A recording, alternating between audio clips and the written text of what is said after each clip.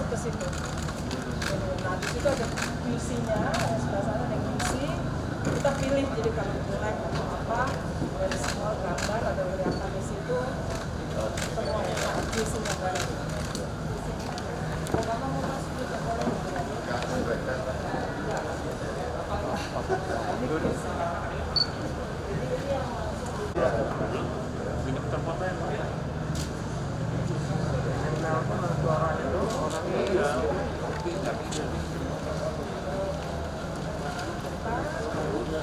Ini lokernya Pak. Jadi semua yang nyampe ini nanti kita bisa ini punya seluruh Pak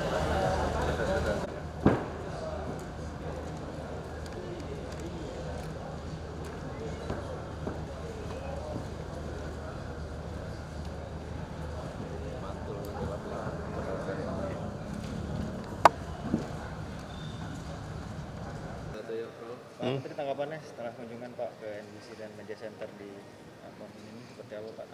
Ya, tadi saya sudah sampaikan saya terkaget-kaget. Saya tidak membayangkan sebagus ini, sesiap ini, baik di yang di depan di NDC maupun Media Center dan juga teman-teman dari Dinas Kominfo tadi informasikan semuanya. Jadi saya meyakini kalau ini akan terus sampai akhir, maka penyelenggaraan khususnya dari informasi, dari pemberitaan dan berbagai hal ini akan sukses. Itu. Saya pikir saya masuk saja ke Media Center, kemudian ya biasa kita ketemu, ternyata luar biasa yang dipersiapkan, dan ini saya juga dari NDC dapat informasi banyak juga tenaga-tenaga yang berasal dari sini, ya tentu sambil mengedukasi edukasi mereka. Kita berharap ke depan makin banyak tenaga-tenaga yang dari lokal yang terlatih, yang bisa melaksanakan program-program atau kegiatan yang besar nanti. Ini mau menjadi standar Pak buat nanti kejuaraan-kejuaraan kita atau mungkin PON selanjutnya seperti ini, kan ini standarnya udah dan open nih sampai sekarang. Ya. Parnas juga melihat itu seperti apa Pak? Nanti. Ya, kalau Parnas kan dia pertama tidak tersebar di banyak tempat. Ya Pak Sten, dia hanya ada di satu tempat. Iya. Jadi hanya di sini, tidak ada di Merauke, tidak ada di Timika. Jadi saya kira lebih tidak sekomplek yang terbagi di 4 klaster itu, dan caburnya juga tidak banyak ya. Saya ngobrol dengan Pak Doren waktu di Timika, beliau sebagai ketua harian. So far sih nggak ada masalah, bahkan mereka akan CDM meeting di Solo ya, karena kan pengurus NPC-nya di sana. Untuk PON nantinya juga standar seperti ini Pak di Sumber rencananya Pak? Belum tahu, panitia belum menggambarkan kepada kita. Ini kan tergantung bagaimana panitianya ya mempersiapkan itu. Pak, selama ya. kantor di sini sudah berkunjung ke venue mana aja? Apakah 12 cabur prioritas dari BEM itu sudah di? Ya, saya datangin aja mana yang memungkinkan. Kan sebenarnya saya berkantor di sini itu bukan untuk menonton, ya, tapi memastikan prokes. Kemudian memastikan hospitality dari tuan rumah, apakah dilaksanakan dengan baik. Makanya juga saya datang bukan hanya ke venue, ke penginapan kan saya kunjungi juga. Saya pastikan airnya bagus, listriknya bagus, bagaimana mereka tempat tidurnya, dan selalu saya tanya kepada mereka,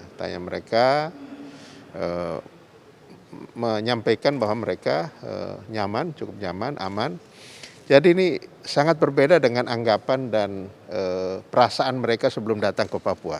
Kan sebelum datang Papua itu orang khawatir, orang takut, nanti tidak aman, nanti tidak nyaman. Dan ternyata begitu sampai di sini, nggak ada masalah. Bahkan saya ketemu kemarin di Bandara Timika itu kan, ada yang sudah selesai, sudah mau pulang gitu. Mereka berkumpul di situ, saya bilang gimana ininya Pak? Oke. Gitu. Ada masalah? Nggak ada Pak. Gitu. Oke. bisa dipakai untuk kejuaraan yang lain Pak ya, penerapan prokes seperti ini, Oh, kalau prokes ya, termasuk di olahraga iya kan sepak bola kan sudah mulai, penontonnya. tetapi penonton belum. Nah kita lihat, kita juga tidak bisa paksakan, tergantung dari kesiapan penyelenggaranya. Gitu. Kalau penyelenggara siap dengan penonton dan prokes, kita jalan. Tapi kalau dia nggak siap, ya jangan dipaksa, kan gitu ya. Iya. Kalau terkait Debon tadi Pak, desain olahraga itu di Papua akan arahnya kemana? Kita akan lihat dulu. Kan besok saya di Universitas Cendrawasih akan berbicara dengan dekan Fakultas Keolahragaan seluruh Indonesia. Mereka kumpul di sini, semua dekan dari Fakultas Keolahragaan seluruh Indonesia ada di sini. Besok saya akan ketemu mereka. Kita akan, kan Papua ini masuk dalam salah satu sentra dari 10 sentra untuk desain besar olahraga nasional.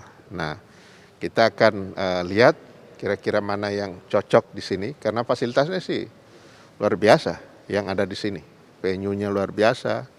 Nah, tinggal bagaimana itu harus dimanfaatkan setelah itu. Pak, dengan temuan 29 yang positif ini, apakah prokes akan diperketat? Ya, saya kira sekarang ini prokes sudah ketat, ya. Prokes ini sudah dilakukan dengan ketat. Tetapi kita harus tracing ini dapatnya dari mana, kan gitu ya. Jangan sampai misalnya kalau dia singkat di sini mungkin datang sudah bawa gitu ya, tapi belum muncul karena masa inkubasinya itu kan beberapa hari ya. Sehingga dia dalam begitu tes masih oke, tapi begitu dalam perjalanan beberapa hari dia sudah muncul, dan mungkin saja pada saat dia kena, dia lagi lemah kan gitu ya, kecapean, betul, kecapean dalam bertanding, ya imun turun. Tapi saya mendengarkan informasi sudah ada beberapa yang sudah sembuh, bahkan ada yang sudah diizinkan untuk kembali. Nah, tadi saya koordinasi dengan Dinkes, dengan Panwasra dan internal kami. Kita akan pantau seperti apa perkembangannya. Tapi seperti yang pernah saya sampaikan bahwa kalau atlet ini tidak terlalu sulit dia. Apalagi semua sudah divaksin, ya kan? Jadi kalau dia kena mungkin 3-4 hari sudah recovery. Samalah dengan jurnalis kan. Kaitan sama fasilitas kesehatan Pak yang disiapkan untuk di Papua setelah PON selesai itu akan seperti apa? Ya semua fasilitas, bukan hanya kesehatan. Fasilitas yang digunakan selama PON ini akan diserahkan kepada pemerintah daerah. Nah, bagaimana pemerintah daerah menyiapkan satu badan atau satu lembaga untuk mengelola ini. Itu, jadi semua, apalagi yang dari kami semuanya kita hibahkan ke pemerintah, kan nggak ada lagi yang kita harus ini, ya pemerintah daerah yang harus menyiapkan diri untuk mengelola itu.